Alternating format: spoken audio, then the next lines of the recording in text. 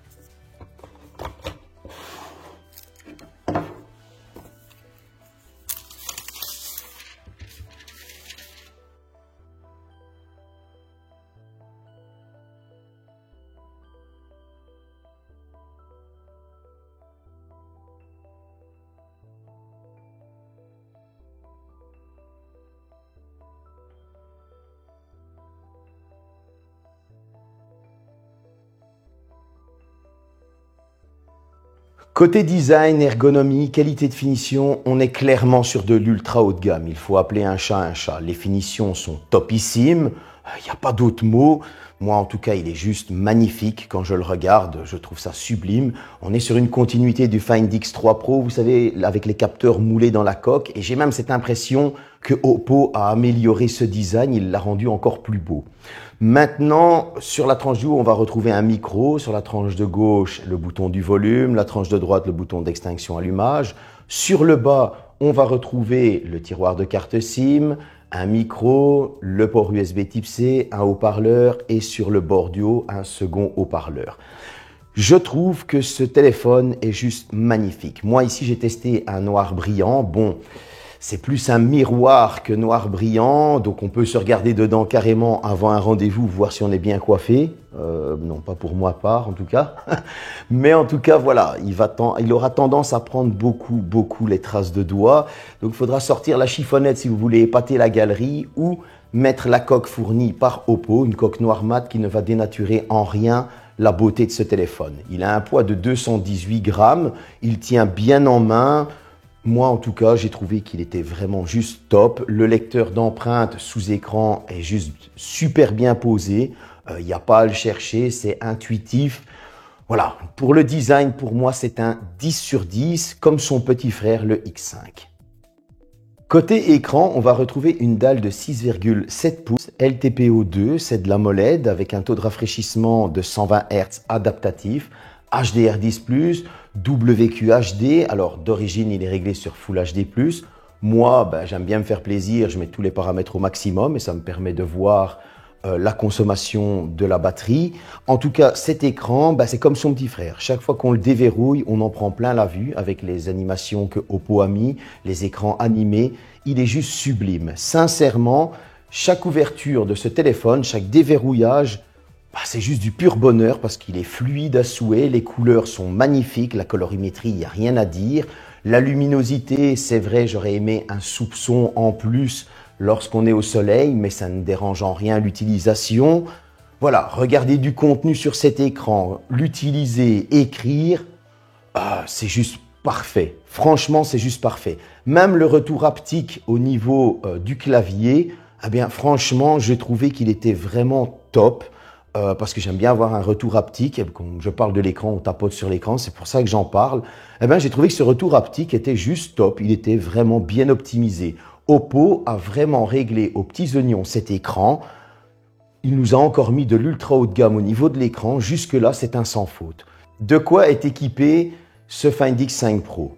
2022 oblige, un 8 Gen 1 au niveau processeur, vous en doutez, un GPU Adreno 730, un MPU Mari Silicon X que l'on retrouvait dans son petit frère, 12 Go de RAM LPDDR5, 256 Go de stockage en UFS 3.1, du Bluetooth 5.2, du Wi-Fi 6, que du pur bonheur.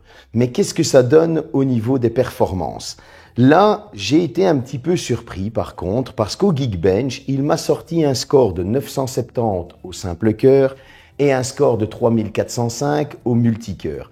Vous allez me dire, pour un 8 Gen 1, c'est pas le top, on a déjà vu mieux.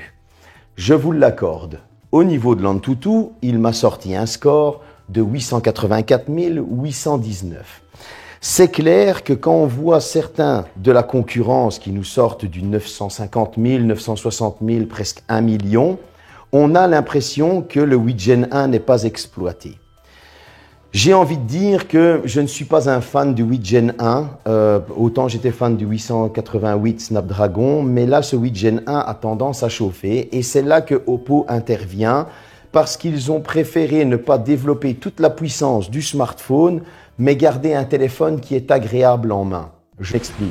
Lorsqu'on va jouer à des jeux, comme je suis en train de jouer par exemple à Asphalt 9, ça ne chauffe pas. Asphalt 9 est fluide, il est beau, il est très agréable, mais il n'y a pas de réelle surchauffe. Mais lorsqu'on va partir simplement sur un Genshin Impact, sur un autre téléphone, on aurait senti une légère surchauffe, ou presque pas, mais en tout cas là, il n'y a pas eu de surchauffe du tout. Genshin Impact était juste sublime, agréable à jouer, fluide, c'est juste top. Alors, encore une fois, on se dit, oui, mais c'est Genshin Impact, tu nous dis toujours la même chose. Donc, du coup, je suis parti sur du Call of Duty Mobile. Au niveau de Call of Duty Mobile, la partie est super agréable, cet écran est ultra fluide. Le 8 Gen 1 fait très bien son travail, pas de problème graphisme, pas de bug, pas de lag, pas de saccade. Sur du Call of Duty Mobile, moi j'ai apprécié y jouer sans problème, c'était juste du pur bonheur. Je n'ai pas senti vraiment de réelle surchauffe. Partons sur Fortnite. Au niveau de Fortnite, là encore une fois, eh bien j'ai été surpris. Oui, ok, on n'est pas au-dessus des 900 000, on n'est pas presque au million, mais encore une fois, j'ai joué à Fortnite et ça restait beau, ça restait fluide, les FPS étaient stables, on pouvait y jouer sans problème. Tout gamer de Fortnite ou accro de Fortnite qui veut faire sa partie lorsqu'il est en balade ou dans un parc ou dans une file d'attente, va pouvoir jouer aisément et la grosse surprise, eh bien le téléphone ne chauffait pas à devenir bouillant dans les mains. Et c'est là que je me dis que Oppo a eu peut-être raison de ne pas exploiter à fond ce 8 Gen 1 parce que c'est vraiment son problème de surchauffe. Et donc, ils ont préféré optimiser de manière équilibrée leur smartphone pour ne pas sortir de la perf pure, mais d'avoir un téléphone équilibré qui va nous donner vraiment une très bonne sensation. Souvenez-vous, j'ai été très déçu du S22 Ultra parce qu'il sortait plus ou moins les mêmes performances, c'est ce que vous allez me dire à l'Antutu, mais à la différence près, c'est qu'il était bouillant dans les mains et c'était pas très agréable dans une partie. Or que ce Find X5 Pro, je suis désolé, mais oui, il sort du 880 000 points, il pourrait sortir du 900 000 ou un peu plus, mais il ne surchauffe pas et donc pour moi, c'est un confort qui est indéniable. Maintenant, parlons de la grosse partie, c'est cette partie photo dont tout le monde parle. Et cette partie photo, il y a beaucoup à dire. Tout d'abord, on va retrouver cette caméra frontale en poinçon en haut à gauche, comme je vous parlais un petit peu plus tôt. Elle est de 32 mégapixels, grand angle, ouverture 2.2. Elle fait de très très belles photos, de très très bons selfies pour nos réseaux sociaux. Le contouring pour le flou est très bien fait. Franchement, ça va pouvoir flatter notre ego à tous les niveaux. Il n'y a rien à lui reprocher. À l'arrière, on va retrouver une première caméra de 50 mégapixels, grand angle, ouverture 1.7. On va retrouver une deuxième caméra 50 mégapixels ultra grand angle ouverture 2.2 et un troisième capteur de 13 mégapixels téléobjectif ouverture 2.4.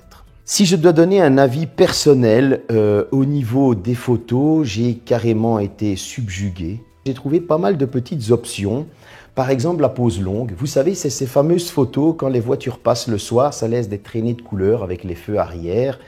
J'ai pas su le faire, mais en tout cas ici je vous ai fait une petite photo où des gouttes tombaient dans le noir et les éclaboussures étaient mises à l'arrêt et ça donnait un rendu juste sublime. La photo n'est pas floue, franchement comme vous pouvez le voir, c'est juste magnifique. Donc imaginez qu'est-ce que ça peut donner avec des voitures dans une ville fort éclairée, etc. Je suis parti aux grottes de Han et son parc animalier. Autant vous le dire, j'ai mis ce smartphone à rude épreuve. Les grottes de Han, c'est sombre, c'est éclairé par des spots, etc. J'ai fait de la macro dans les grottes de Han. Ça a marché, comme vous avez pu le voir sur les réseaux sociaux. On revient ici pour en discuter.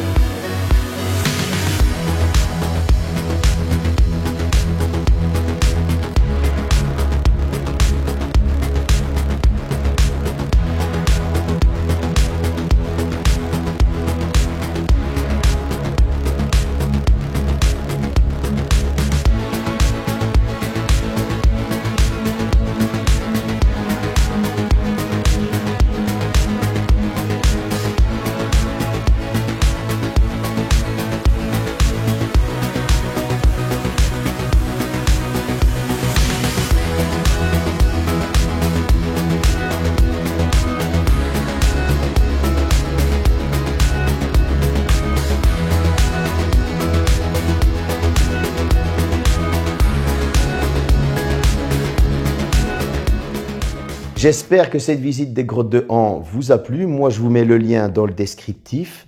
N'hésitez pas à aller visiter si vous voulez un très bon spot photo. Vous allez en prendre plein la vue. Souvent, vous le savez, je ne vais pas vous dire mon avis. Je préfère que chacun se fasse son propre avis parce que la beauté est subjective. Certains vont trouver ça beau, d'autres vont trouver ça moche. Mais là, je suis obligé de vous dire que franchement, les photos sont juste sublimes. C'est un sans faute pour ma part. Mérite-t-il son surnom de photophone? Non, il mérite un surnom de roi de la photo, clairement, parce que c'est un sans faute. À tout niveau, il m'a comblé. Concernant l'autonomie, ce Find X5 Pro est équipé d'une batterie de 5000 mAh. Il a une charge de 80 watts SuperVOOC, il a une charge sans fil 50 watts et une charge inversée de 10 watts. En autonomie, vous allez pouvoir tenir aisément votre journée et demie si vous avez un usage équilibré, pas trop intensif, on va dire un usage raisonnable.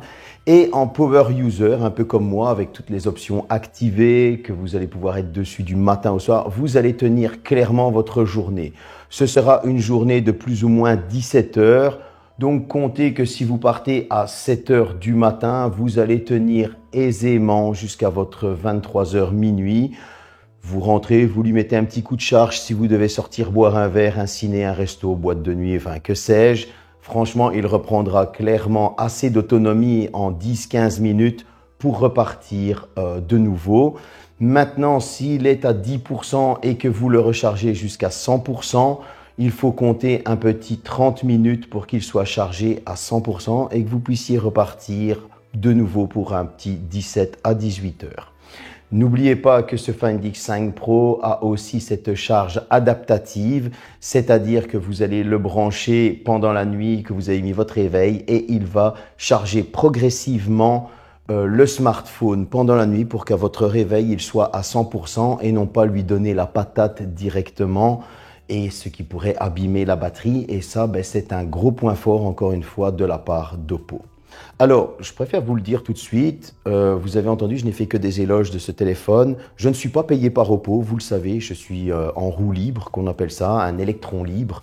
Je ne suis pas comme certains, par contre, mais moi j'aime bien donner mon vrai avis. Je prends mon temps pour tester les téléphones, bien plus longtemps que les autres. C'est comme ça, mais en tout cas, j'aime bien vous donner mon vrai ressenti. Voilà, ici nous sommes donc dehors, c'est la version 2 de la conclusion, donc on est sur la vidéo censurée, donc avec une autre conclusion pour ceux qui veulent voir la version, on va dire, censurée, elle est non répertoriée, donc seules les personnes qui ont le lien pourront la voir. Pourquoi cette version? Parce que l'intervention du membre de Oppo n'a pas très bien plu à certaines personnes, donc il a fallu faire une autre version. Et oui, il y en a beaucoup qui se plaignent de Daddy Famtech. Donc voilà, c'est comme ça.